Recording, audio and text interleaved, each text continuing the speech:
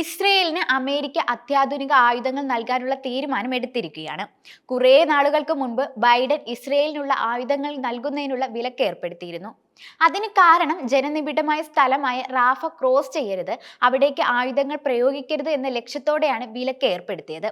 എന്നാൽ ട്രംപ് അധികാരത്തിൽ വന്നപ്പോൾ ഈ നിലനിന്നിരുന്ന തടസ്സങ്ങൾ ഒഴിവാക്കി ആയുധങ്ങൾ നൽകുകയാണ് ചെയ്യുന്നത്.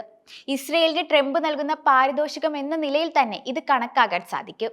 അമേരിക്ക നൽകുന്ന ആയുധങ്ങളിൽ ഏറ്റവും പ്രധാനപ്പെട്ടത് MK-84 എന്ന ബോംബാണ്.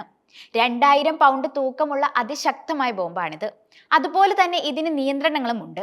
ഒരു പ്രാവശ്യം ഇസ്രയേലിൽ ജബാലിയ എന്ന സ്ഥലത്ത് ഈ ബോംബ് പ്രയോഗിച്ചിരുന്നു.